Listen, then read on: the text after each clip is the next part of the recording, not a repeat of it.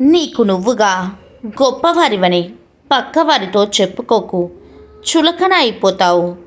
అలానే నిన్ను నువ్వు గట్టివారివి అని అనుకోకపోతే వెనుకబడిపోతావు. కాబట్టి చెప్పుకోవడం మీద కాకుండా చేయడం మీద దృష్టి పెట్టు. అప్పుడు పక్కవారే వారంతట వారుగా నిన్ను గట్టివారు అంటారు. ప్రపంచం దృష్టిలో నువ్వు గొప్పవారిగా నిలబడతావు. ధైర్యం, బలం, నిర్భయం ఇవే విజయానికి సోపానాలు. పిరికివారిలా ఎప్పుడూ చనిపోవద్దు. పోరాటంలో వీరుడిగా మరణించడం ఎంతో మంచిది.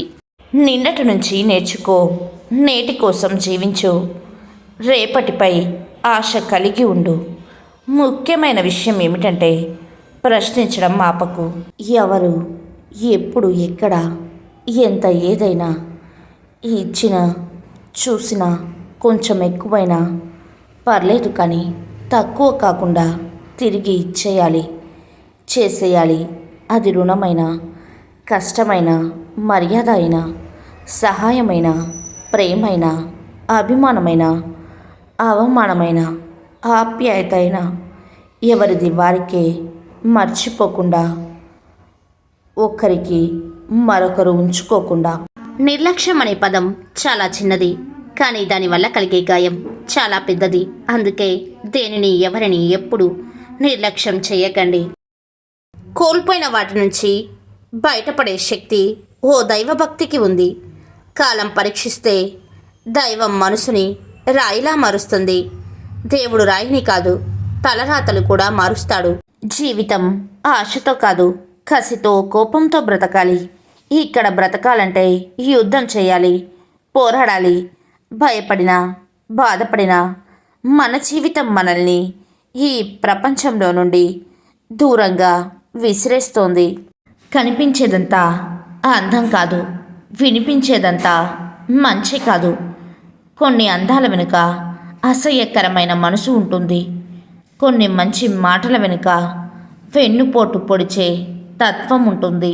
శ్రమించేవారు ఎక్కడైనా జీవించగలరు. సోమరిపోతూ బంగారు గనిలో ఉన్న బికారిగానే ఉంటారు. పిరికి వారికి ఆపద కనిపిస్తుంది, ధైర్యవంతులకి అవకాశం కనిపిస్తుంది. నీ కష్టార్జితంతో సంపాదించిన డబ్బుతో కొనే ప్రతి వస్తువు నీ లక్ష్యాలను చేరుకునే మార్గంలో నిన్ను ముందుకు నడిపించాలి. నీ లక్ష్యాలను మర్చిపోయేలా, వెనక్కి లాగేలా. ఎవరికైనా ఓపిక అనేది కొన్నాళ్ళే ఉంటుంది. సహిస్తున్నారు కదా అని పదే పదే అలాగే చేస్తే ఆ ఓపిక నశిస్తుంది. అది అర్థం కాక కొంతమంది చేసిన తప్పే మళ్ళీ మళ్ళీ చేస్తూ ఉంటారు.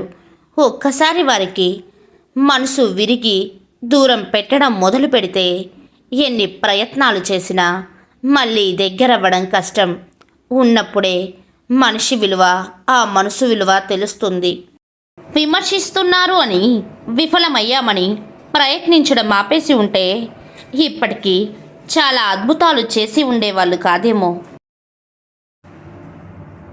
కుదిరితే పరిగెత్తు, లేకపోతే నడువు. అది చేత కాకపోతే పాకుతూ పో. అంతేకాని ఒకే చోట అలా కదలకుండా ఉండిపోకు.